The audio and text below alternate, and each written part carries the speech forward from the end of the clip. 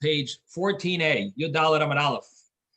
And yesterday we learned that the Mishnah, which says an argument between Reb Meir and Rebbe Yehuda as to when can a person interrupt in the middle of the Shema, we mentioned that in Reb Meir's statement, in Reb Meir's opinion, the wording was a little hard to understand, to decipher, because Reb Meir said that in between chapters, if you're in between two chapters, you can greet someone, mipnei hakavod, someone who you need to honor, you can interrupt and greet someone.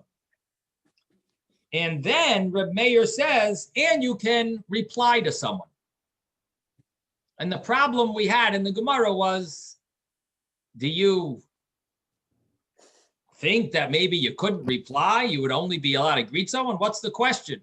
Of course you could reply. If you can greet someone, obviously you can reply to someone. Replying is much more lenient, because if you don't greet someone, it's not as insulting. If you don't reply to someone, much more insulting. It's pretty, in other words, if you don't greet someone, it looks like maybe you didn't see them. If you don't reply to someone, it's much more of a chutzpah. So what does it mean? Reb Meir has to go out of his way to tell you that you can reply. And the same thing applies in between, in the middle of a paragraph. If a person's in the middle of a paragraph, he's allowed to greet someone for fear that you're supposed to be afraid of, and you're allowed to greet them. And then Reb Meir says, and you can also reply. You can also answer to a greeting. Isn't that obvious? Of course you could answer to a greeting. If you could greet someone, for sure you could answer. The only thought the Gemara has, maybe it means that you can greet someone even not for yet you have a mitzvah to fear him, even for honor. Let's say you could reply to someone even to honor them, or you could reply even anyone, even if you don't have to honor them, even anyone. Maybe that's what it means. But the Gemara says that can't be either, because that's Reb Yehuda's opinion. Reb Yehuda said that certain cases you can greet someone who you need to fear, and you could reply to a greeting if you need to honor them. Or you can greet someone who you need to honor, and you could reply to a greeting to anyone. That was Reb Yehuda's opinion. So Reb Meir must be saying something different. So the Gemara had this problem. What does the Mishnah mean when it says you can reply? And the Gemara's answer was that the Mishnah is missing words. Chasurei mechsura. That was the end Gemara on Yud Gimel Amud Beis on 13b. The Gemara said Chasurei mechsura.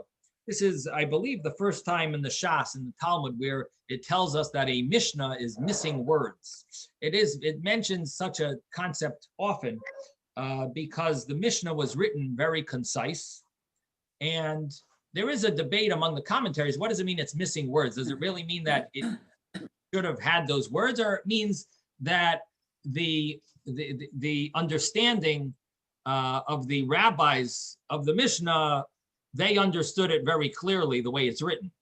But for us, it's considered like it's missing words, because we don't sort of, we need a little more, there. everything to be laid out in front of us on a table, on a set table. And we need to be fed more. We need to be more clear. So for us, it's considered like it's missing words, and consider it as if you add these words in. And the words that the Mishnah says that the Gemara says we should add in is that ve'ein tzarich loymar, that it means you could greet someone, and for sure you can reply to a greeting.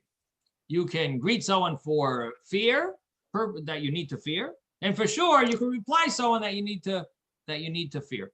Or you could greet someone that you need to honor, and for sure you could reply to someone in such a case that you need to honor. So that was the way the Gemara answered this question, and we are now on the second line on page 14a.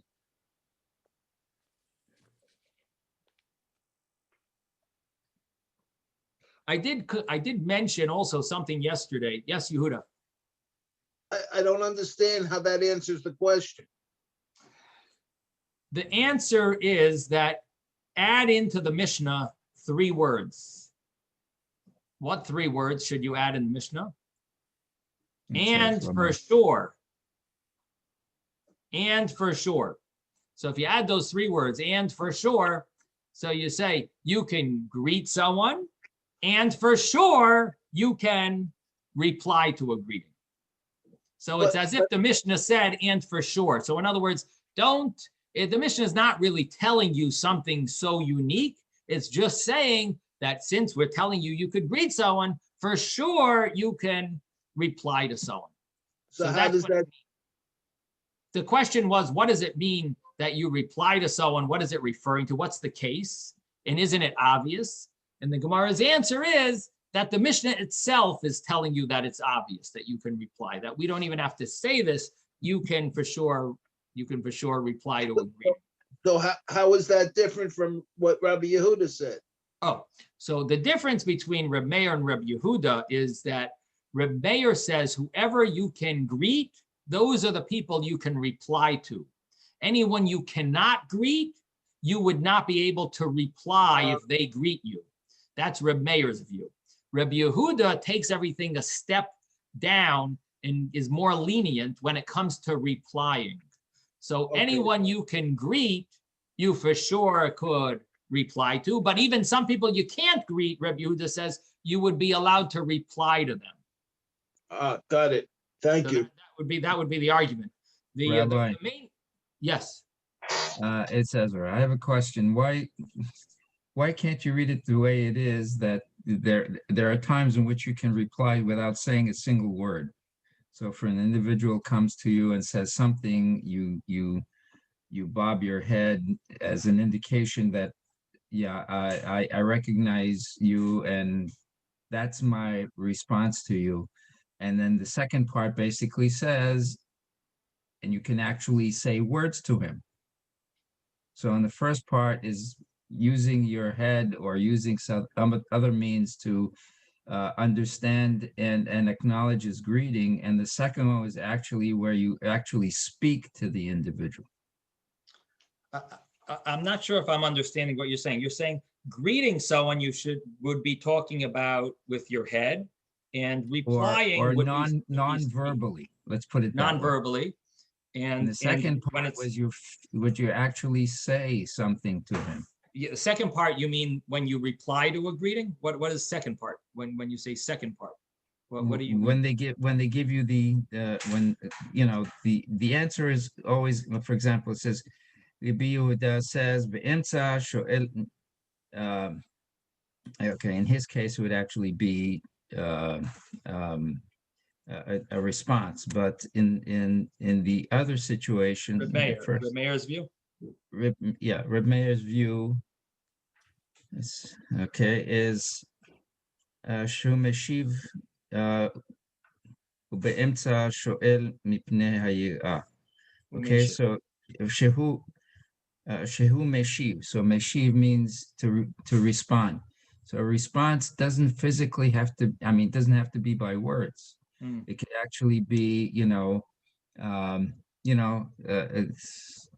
some kind of a movement of some type to indicate that I heard you and I'm responding to you. Whereas the second part is where you're actually answering. So by words. Right. Okay. It would seem that, you see, for us, the whole concept is a little foreign, because we take things much more laid back than people used to. And for us, we don't understand why you can't just show them your siddur and say, oh, I'm in the middle, right? Just point to it and say like this, I can't talk to you. People have done that to me, Rabbi. So for us, that's the right thing, because for us, we are in a different, we see things differently. We speak to people differently. But it would seem that in the previous generations, there was more of a respect that people expected from you, to the extent that the rabbis felt this is these are cases where you can interrupt the Shema for, which is very surprising. In fact, today we're going to learn that you can interrupt in the middle of the bracha of Hallel. You're going to be interrupting Hallel. We're going to be talking about interrupting the Megillah. And, these are cases where we're telling the people that they can interrupt with words. And so that's why the Mishnah seems to understand it that way, because it seems like people demanded more respect than we demand nowadays. We sort of are much more laid back. This is just my understanding. And that would be a reason why when the Mishnah says you could greet someone, it means you greet them. When you reply, it means you reply. And it's not just, it's not telling you that you shouldn't reply and just, wave your hand or point to your siddur or shuckle, give a little shake, show people you're davening. It seems that they demanded more respect in the previous generations. In fact, the Mishnah says in Saita, it says, Mishames, when certain rabbis died, Batla Kavod HaTorah, the honor for Torah ended. So it seems like there's a certain levels of respect and dignity, honor that we sort of lost over the years and over the generations. And that's why the Mishnah feels that you can actually reply. Now, but I did mention to you that the Mishnah Brura does say that nowadays this doesn't apply. These interruptions that we spoke about, he says here that Uva Sefer HaChinuch Gam Kein Kosav. It also writes in the book in the Sefer HaChinuch, Demi Shaloi Ra'inu Sheyakbid Al Chaverei Klal, that a person who we don't think will be angry at his friend, Lo Yapsik, should not interrupt, even Afilu Bein HaPrakim, even in between paragraphs when it's more lenient, you shouldn't do it. This is a continuation from the panim, from the what it said earlier. The Mishnah Berurah said that a panim chadashis, only even a panim chadashis, even specifically someone new, you should greet and you reply, because if you don't reply, it'll cause there to be hatred. Yavoy lidei sinah, it says, it'll come to hatred. So, or if you don't greet someone, it'll come to hatred. There's a difference there's two gersois, two versions in the Mishnah Berurah here. Either you don't reply or you don't greet. It'll come to hatred. And in Sefer HaChinuch, this is what I read before, it continues into this. In the Sefer HaChinuch, he writes also that if a person, Shaloi Ra'inu, we don't know that he would be makbid, that he would be angry in his friend, that if he doesn't reply, doesn't answer, doesn't greet him, you shouldn't interrupt even in between the paragraphs. Therefore, the Mishnah Berurah says, Al Kain, therefore, he says, based on the Magen Avraham and the El Yerabah, according to our custom today, that we are not noiheg, we aren't accustomed to greet people, lishoil b'shalom, to greet with shalom aleichem, in the Beis HaKnesses, in Shul, Be'ez HaTfilah, in the middle of davening, Chalilot, it would be, God forbid, to ask someone, to greet someone, or to reply, even Divrei Torah, even words of Torah, not Bein HaPrakim, not between paragraphs, not in the earlier part of the davening, Psukei de Zimra, not in the earlier part of the verses that we read that are all praises of Hashem. And so therefore, this doesn't really apply to us, and we're learning it because this is part of Torah, but it applied in cases where people were very much more, strict and they had more anger issues, or they demanded more respect. Maybe different countries might maybe it would apply. Maybe in Germany, I don't know, people are a little more uptight, or maybe the English, they demand a little more. I don't want to insult anyone here, but I don't know where people come from. But I'm just guessing that there are, there might be different mentalities, personality, ways of people act. That might be a deciding factor. Denmark, I don't know if Okay, so anyway, that's my I'd say thought. Bavel. Yeah, and Iraq, that's where people are. Okay, the Arabs, they're very strict, very rough, violent. Rabbi, Okay, you hear me? Rabbi, yes, Moshe, I'm getting back to what I mentioned yesterday. You would think that on Yom Kippur during maybe Kol Nidre or Neila, there'd be more machmir. It'd be more of a machmir circumstance because of the reverence we're trying to give Hashem. You know what I'm saying?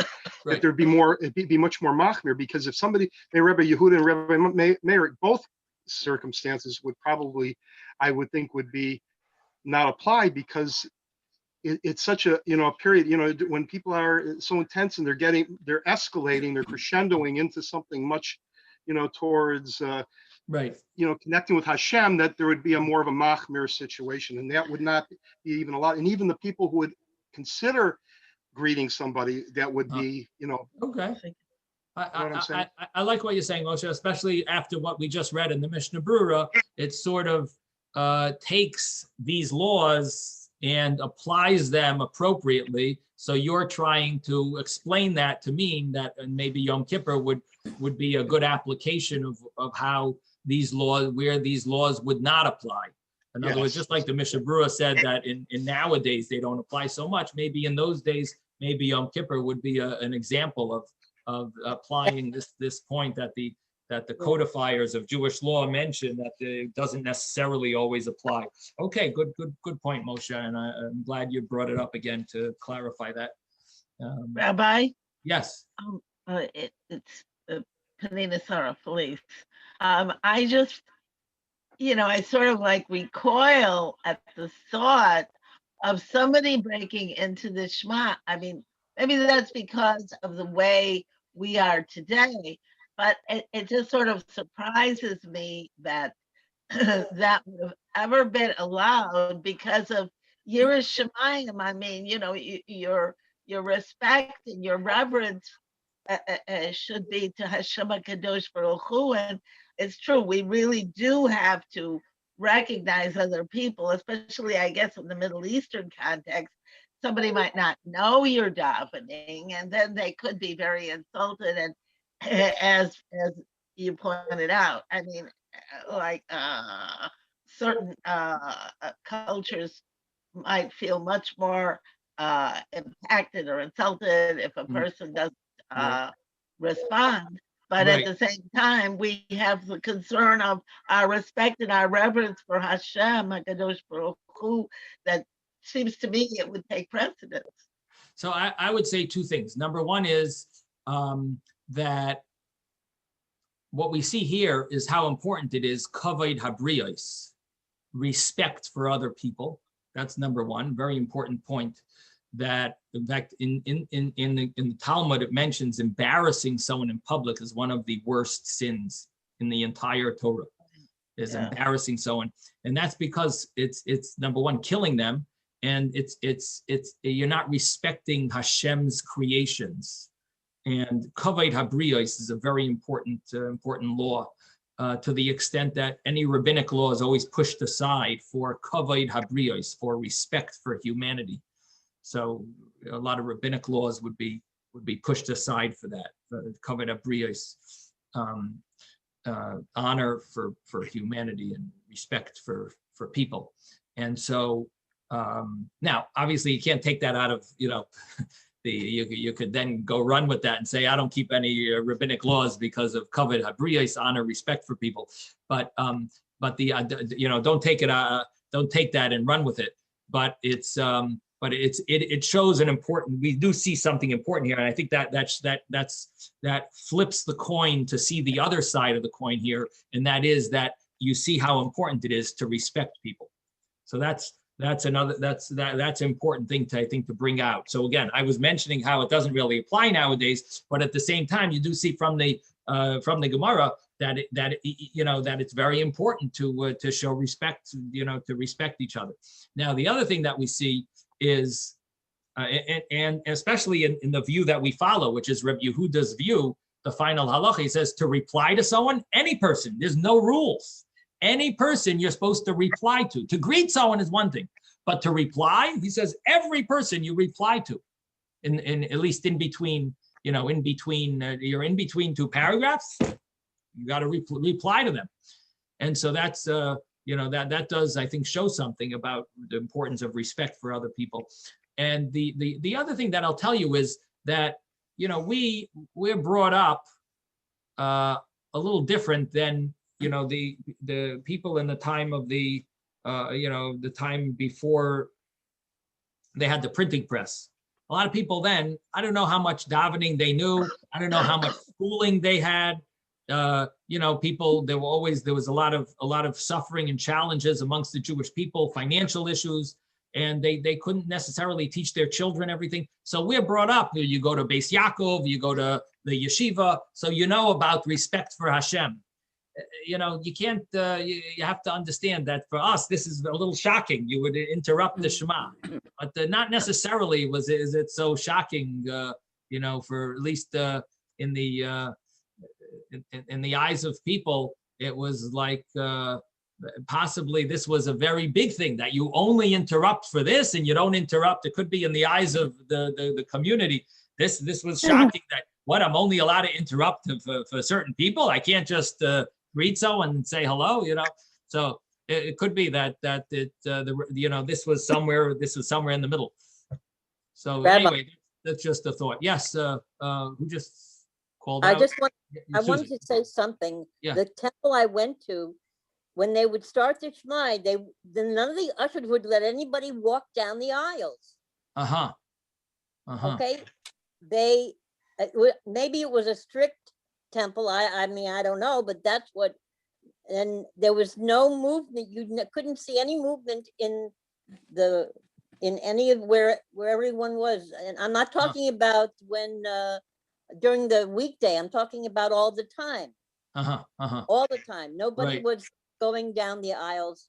Right. There's a certain decorum and Right. respect for the synagogue and for the prayers. Yes. Okay. Let's continue back to the Gemara. So, Rabbi, I'm sorry, but I just wanted to mention that last night I was listening to a podcast by Rabbi Michael Feuer from Jerusalem, and his discussion involved the concept of dignity, and he said that we don't have the same emphasis on dignity with respect to the human being, brias, as you say, here, possibly because in our country, the Constitution does not mention dignity, whereas in other countries, it is mentioned, just the concept of human dignity, as opposed to specific laws, like the distinction was being made with respect to freedom of speech, and that terrible insults, like against our people, are being allowed because of the so-called freedom of speech, which is like almost a license. right.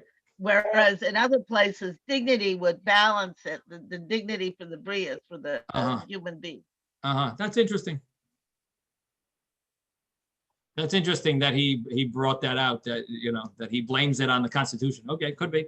That's a nice thought. Again, I'm not it's not my field to figure out the reason for the mentality of the difference of people, but that's interesting that he mentioned that. Okay, very nice. I'm not familiar with that rabbi either, but is he a well-known rabbi, Rabbi Feuer? He gives a podcast from Jerusalem. It's called The Jewish Voice. Very nice, very nice. Okay. Okay, so again, we were talking about interruptions, and we're going to do the next piece of Gemara, where the second line on page 14a, Tanya Nami Hachi. We also have a brisa that says this explains the Mishnah this way. The brisa explains the Mishnah a little similar to the way we've explained it, and the way we've added words into it. And so the brisa goes as follows. Second line, Hakoirei es Shema. If a person reads the Shema, upaga by rabbi, and his rebbe his teacher meets up with him, oy gadol himenu, or a person greater than him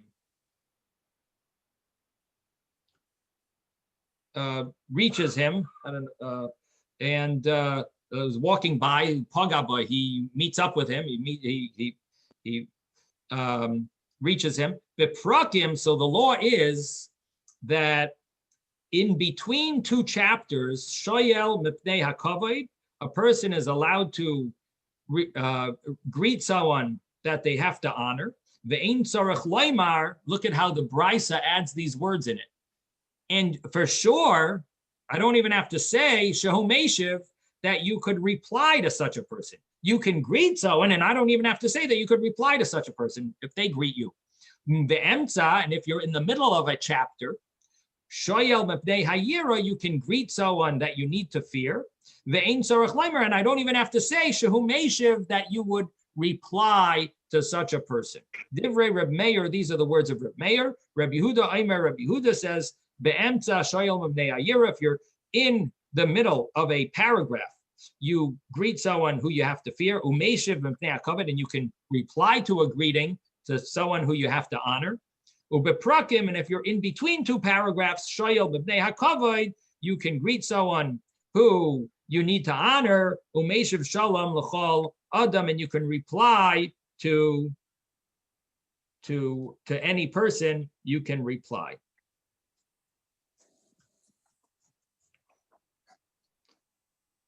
So that is the way the Brisa words this teaching that we had in our Mishnah, and it words it adding those words, ve'ein tzarech loymar. Now, my question on this is, if we don't have to say it, why does it say we don't have to say it? In other words, if the Brisa says that you're allowed to greet someone who you have to fear, and for sure, I don't even have to say that you could reply to such a greeting. Well, if you don't have to say it, then why are you saying it? Or the Brisa says you greet someone who you have to honor. You're in between two chapters. You can greet someone you have to honor, and I don't even have to say that you can reply to such a greeting. What does that mean? Of course you could. Of course, if you don't have to say it, then why are you saying it? Yes, Ben. You are saying it because if you don't say it, then the next guy is going to ask, is it allowed? But wouldn't it be, it's so obvious. You yourself told me that it's obvious. It is obvious, but I'm saying in the Talmud, they're not leaving anything open. They're going to ask, is it allowed? I wish the Talmud left nothing open. It actually, I don't know about your Talmud, but my Talmud leaves a lot of things open. And it gives a lot of room for debate and very enjoyable, but definitely leaves things open. But anyway, it's a good try. Okay, I'm glad you're trying to answer. I don't know. I thought maybe someone might come up with a little answer. Not that good answer. Yes, David. I was thinking that lots of times the Gemara says that this is a kal v'chomer. If it's a kal v'chomer, why is it necessary to tell us it's a kal v'chomer? Based on that reasoning that you're saying. You know what I'm saying? So the fact that the Gemara tells it's a kal v'chomer, there's a necessity for that because a person might think maybe not. Right. The only thing is the kal v'chomer is very often you're bringing ideas from different parts of the entire Torah to make your kal v'chomer. So, you know, you're not necessarily, it's not on the forefront of your mind. The kal v'chomer is something that is new to you. It is a good proof, but it's something that you need to prove. Here, I mean, it's pretty obvious. It's right in front of you. You just said that you could greet someone, and you yourself are telling me I don't even have to say this. Kal v'chomer doesn't say you don't have to say it. It's logic, and logic is good, but you do have to make the equation. You know, it's like algebra. Very nice. You know, algebra. Of course, it's true. It's correct. You know, but you need to make the equation and come up with the answer. You know, you gotta you got to do the work. So the Kal Vachomer, it's true. It's a correct point, that X equals this. It must be, because if the final conclusion is that means X is equals this. So, that's correct. But you do need you do need to spell it out, the Kal Vachomer. Here, you yourself are telling me, I don't even have to tell you that this law. But then why are you saying it? The thought that comes to my mind is that you might think it's more lenient than, because it's replying to a greeting, and therefore it tells you. And I don't have to tell you that you can reply to this greeting, but no more. In other words, its emphasis is really that it's no more than that this is all it is. That's just the thought that comes to my mind, that it's limiting, because Rabbi Yehuda actually takes it a step further, that when it comes to replying, you could reply to more people. Can I ask another question? Of course. Could I ask a question? Rabbi, When they say this is reply, Miranda. are they actually saying just say reply, or saying having a whole paragraph or a whole conversation? Or, I mean, isn't it trying to limit the amount of interruption when you're saying the Shema? Isn't that what this is trying to do? So that's a very good question. Would anyone like to answer that? Are we talking about just a short reply, or does this mean you could give have a whole discussion? This is the reason why, Rabbi, when I said you nod your head to indicate that you are in fact acquiescing to the individual, that I acknowledge you, and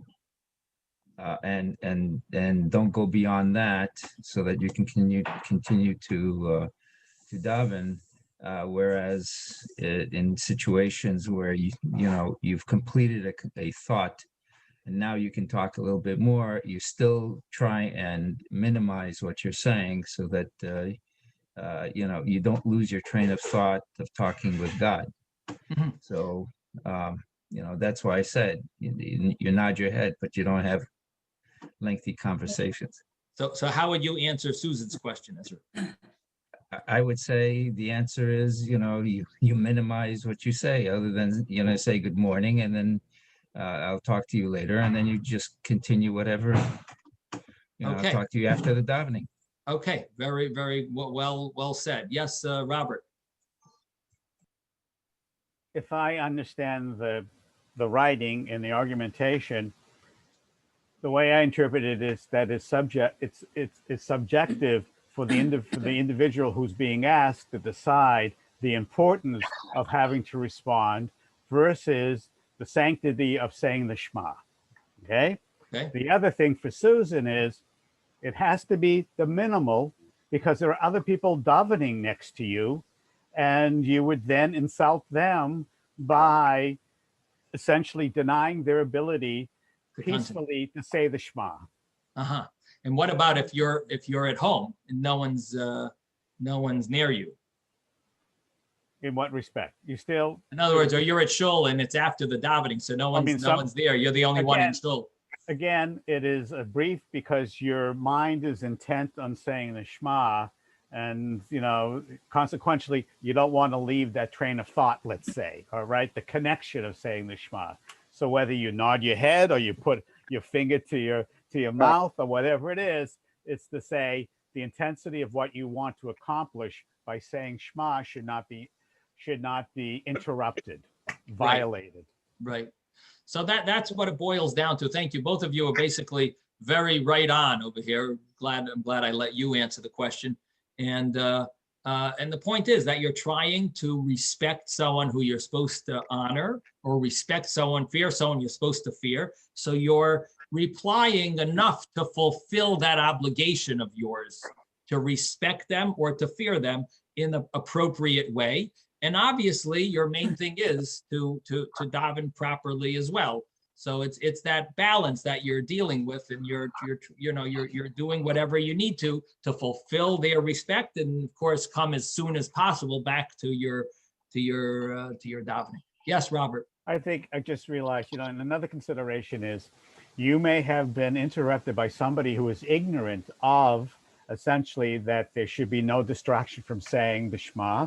But in certain societies, as we said, you have to allow them to save face, okay? Because they're innocently violating the sanctity of the experience, but at least you facilitate it. So therefore, they're not insulted. You do what you want, and then you Right. can respond to them at the completion of the Shema or when the opportunity is to say hello or whatever. Right. Rabbi? So just keep in mind, Robert, that you can't, we still have to be careful because it's not a blanket law to just now give everyone respect.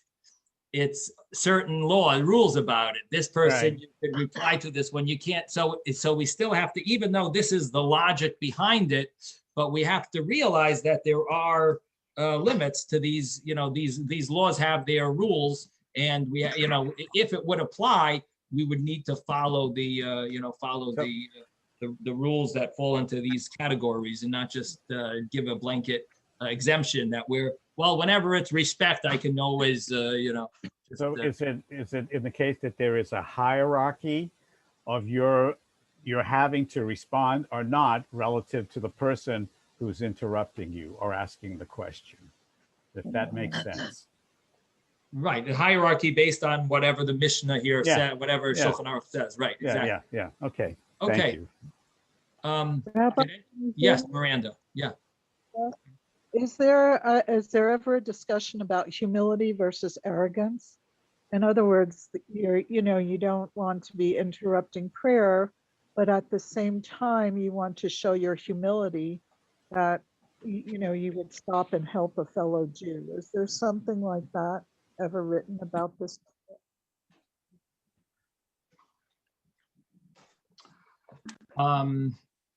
In other words, should you be showing your humility to someone else, which is sort of disrespectful to Hashem? So I guess the Right. idea, is that what you're asking? Is there ever such a case? Well, So, It's just like, it seems like it's a thin line where you have to be humble to both Hashem as well as to other people, not to insult it's- anyone.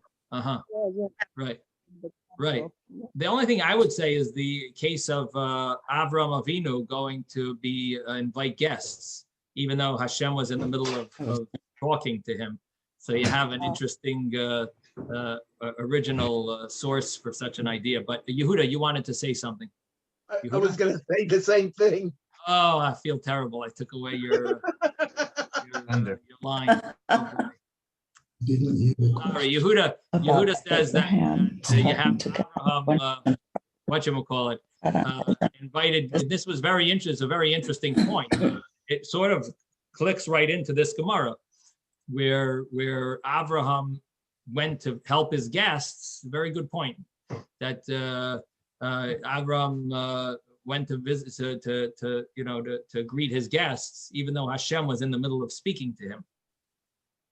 And so that, this sort of is like you see this idea of this Gemara that there are cases where you interrupt the speaking to Hashem for a guest. The only question you have is over there.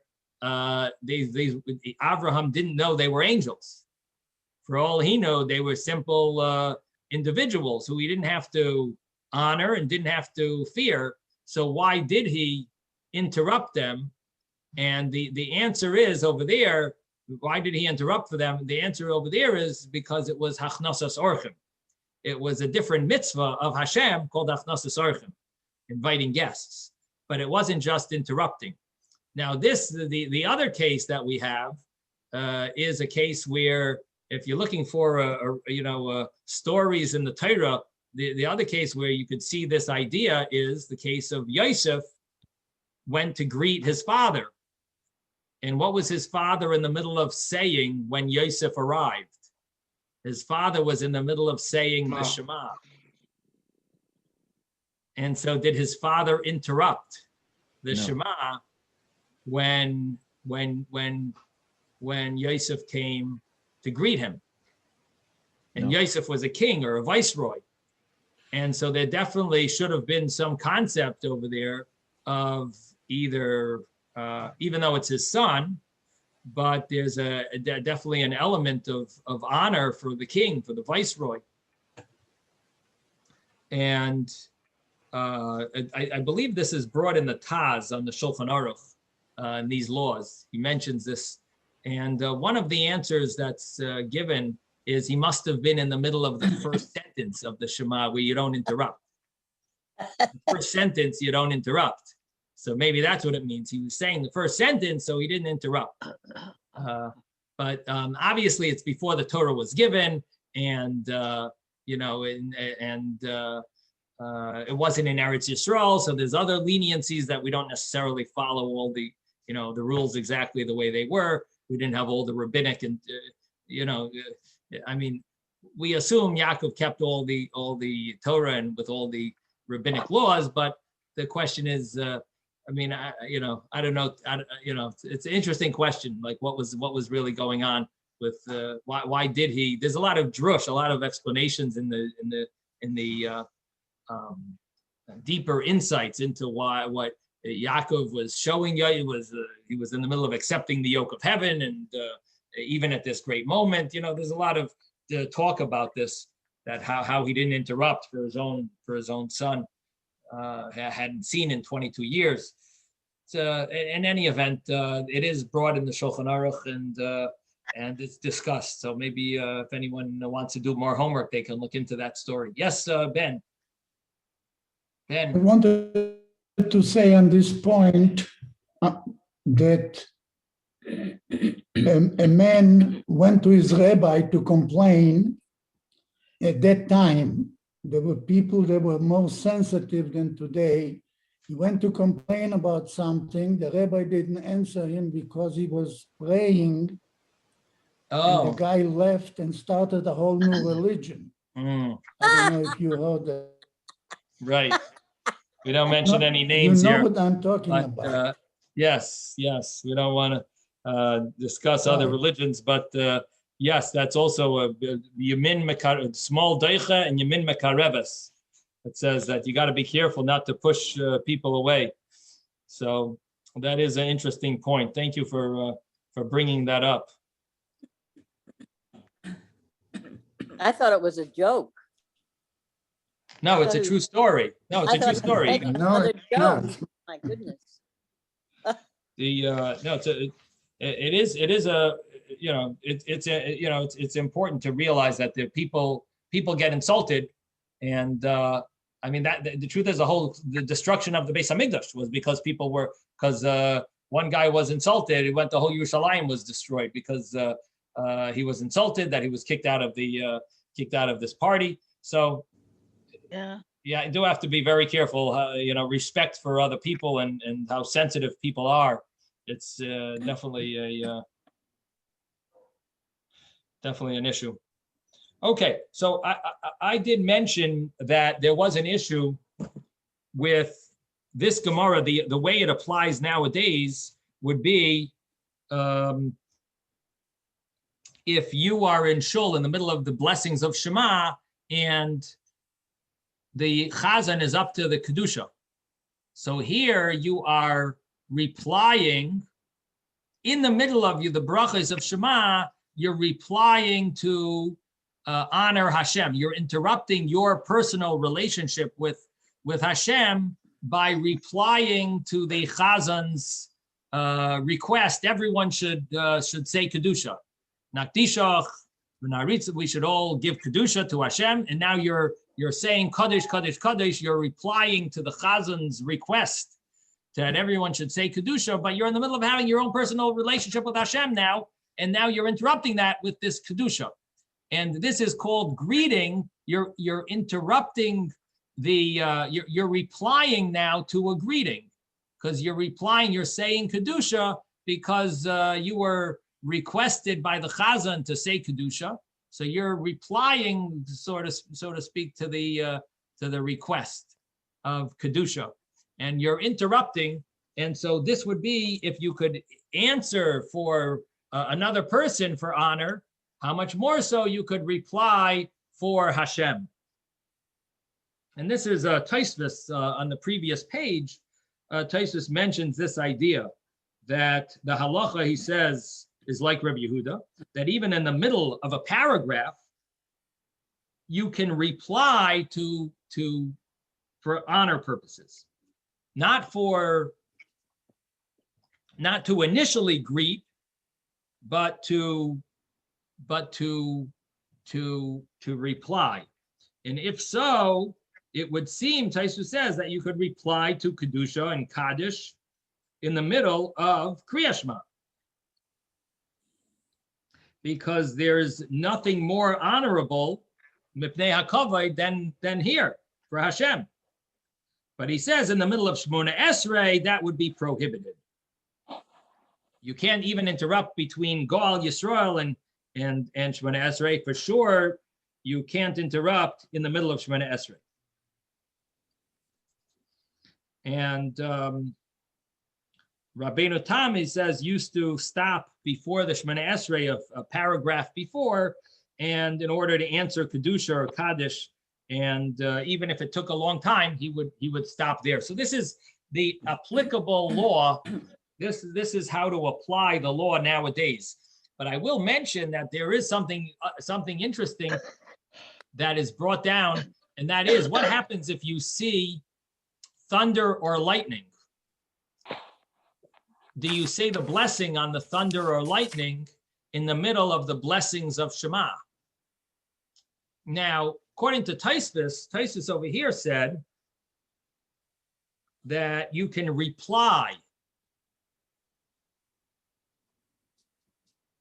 A blessing on thunder and lightning would be to greet Hashem rather than to reply. So that might be a reason to say that you shouldn't recite a bracha on thunder and lightning, because here you're initiating it. In the other cases of Kedusha and Kaddish, you are replying to the request to say Kedusha. Here, or the replying to the maidim that everyone is saying, you're replying to Hashem. But here you are initiating a blessing. Would this be? Yeah, would this be a problem? On the other hand, yes. I'm sorry, but I don't see this as being an initiation. Once Hashem HaKadosh Baruch Hu speaks, quote unquote, in the sense of the thunder and lightning, it's almost like it may be incumbent upon us to make the bracha in the manner of a reply to his initiation. Okay. So you want to say that the thunder is Hashem's greeting to us. I'm not sure. Okay, I don't know if it's thought of that way. That's interesting. The other question is, could you say that this is part of fearing Hashem and not honoring Hashem? And in such a case, if it's for fear purposes, then you can greet. In other words, we're supposed to fear Hashem, which is interesting why Tosfos really emphasizes that these are mipnei hakavod, these are cases of kavod.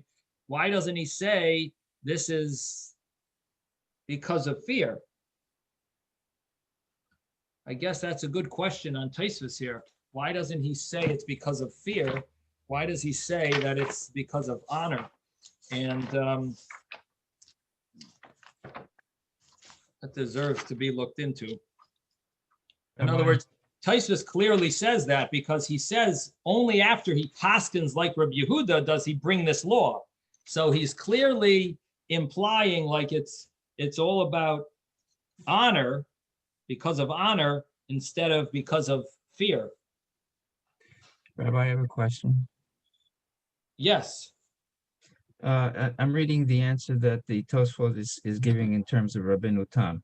Basically, what you said is he stops short and he doesn't do, he waits until everything is done before he continues. And he says כדי לגמור את הכל ואינו חוזר לראש. So he doesn't go back. So does that mean that it is preferable not to start saying the Shemona Esrei?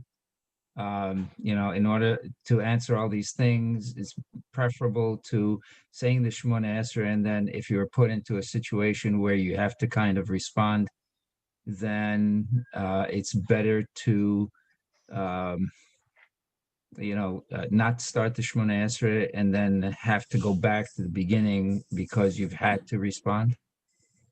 So you're asking, what do you do if you're in a situation where you're up to Shemona Esrei and Or you've already chazan is- started, let's say, the Shemona Esrei, and somebody comes to you, and it may be a pressing situation where you have to kind of respond. in the So- middle of Shemona Esrei? You're in the middle of Shemona Esrei? Or you started, let's say.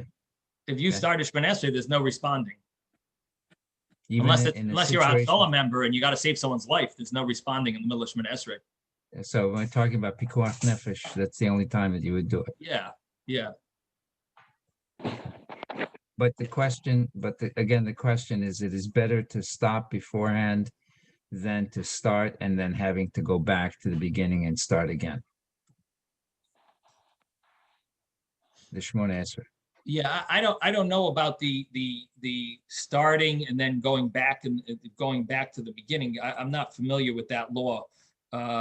It would seem to me that, the question is if you should wait where you are or in answer, or should you just go straight forward and say the Shemona Esrei with, and just continue and not answer the Kedusha. I think that would be the question. I don't know about the going back. I'm not sure what you mean by going back after and doing it again. What did you mean, that if you interrupt by mistake in the middle? If you're forced to answer the individual. I'm not familiar with. You're talking about like a Hatzalah member that's forced in that case where they were Yeah. forced to interrupt. If someone was in a case of Hatzalah where Hatzalah is the emergency, someone who's an EMT and they're on call and they get a call in the middle. So they started Shemona Esrei. I'm not really sure. I have a book of Hatzalah laws. I'll try to take a look after we finish the class, see what they do. If they're in the middle of Shemona Esrei, get a call, do they go and start from the beginning? Or do they pick up where they were? If they get back to shul later, what do they do? So that's a good question. I'll take a look. I have a book that's on Hatzalah laws. I wonder if it mentions it there. But in the normal scenario where we're not sure what to do, if you're up to Shemona Esrei and the chazan is in the middle of the Chazar Sashatz, so it really depends on where you're holding. Maybe we'll get to some of these laws another later on.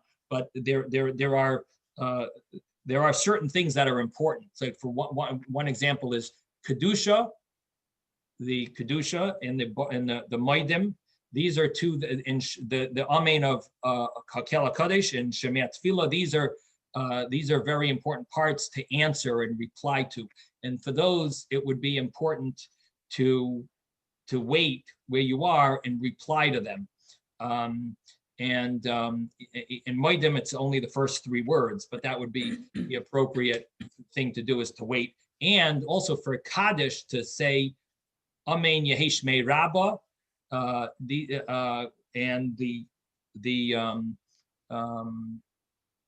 Yehi Shmei Rabbah, and I believe the Amen after the end of Chatzi Kaddish, the last one. So those are the most important parts of the replies that are supposed to be done. So if you can somehow fit your Shemona Esrei in between, like for example, they finish Moedim, the Chazan said Moedim, you do your Moedim Nach Melach. If you can finish that before the Chazan says Kaddish after Tachnun, then you would say your Shemona Esrei then. You get what I'm saying? Or if you could finish your Shemona Esrei from when the Chazan says Hakel HaKadosh until Shema Tefillah, you could do your Shemona Esrei then. You try to fit your Shemona Esrei in a place where you're not going to miss out in replying to those important replies that are part of the Chazan's recital. Okay? So I think Rabbi Smith. Yeah. I was going to say, as a practical thing that I've seen, I've never seen it in print, but lots of times I've seen fathers in the middle of Shemona Esrei, and their little 3-year-old says, "Tati, I gotta go to the bathroom." And they step backwards out of Shemona Esrei, take the child to the bathroom, do everything that they have to do, bring them back, and then step back into Shemona Esrei where they were. Uh-huh. You know, I don't think I've ever been in that scenario because I don't bring little kids to shul. But I know all the other community members disagree with me, and they think you're supposed to bring little babies to shul. And I used to think that way, but then I changed my views. So anyway, but that's an interesting question, because here again, you have this idea of kavod habriyos. There's respect for people, not just for your child, but for everyone else around, that if there's an accident, there's an idea of kavod habriyos here, respect for everyone, for the, you know, for people. So I have to think about that, how, yeah. So you're saying that that's what, you're assuming that's what Rabbanim have paskin, that when you come back to Shemona Esrei, you just come back to exactly where you were, and you leave and you come back. I thought so, yeah. Yeah, it sounds okay. I'm not, you know, I don't know that law, so I can't really answer, but it sounds okay. Maybe that's the answer to Ezra's question about the Hatzalah member who interrupts. There is a discussion of interrupting more if it takes longer than the amount of time it would take you to finish the entire thing, that could be considered an interruption. But not always does that apply. Like here, Taisus mentions that if you interrupt the blessings of the Shema, here he brings from Rabbeinu Tam, he says that he would stop at the words Oisei Pella, and he would answer to Kaddish and Kedusha and so on. And he, even if he waited the entire time that it would take to finish the entire blessings of the Shema, he wouldn't go back to the beginning, he would just continue. So the interruptions, there are laws. Sometimes we say that if you interrupt the amount of time that it would take to finish the entire thing, then it's too much of an interruption. You got to start from the beginning, such an interruption. So we'd have to, you know, that would be something to look up, if that would apply, taking a child to the bathroom, would that apply here in the middle of Shemona Esrei? Anyway, these are interesting halachas. They really would apply. We're learning the Gemara, so we're learning the source behind it. If we were learning the Shulchan Aruch, it would be a little different, because we would have all the halacha books in front of us. Here, we're more trying to understand the source of it, and so it's nice to get a little into the halacha, but I can't say we're going to be able to cover every single halacha inside out to know the specific details. We'll try to do as much as we can. Okay, so my time is up, and we didn't really get too far, but we'll have to push it off for Monday, Mitzvah Hashem.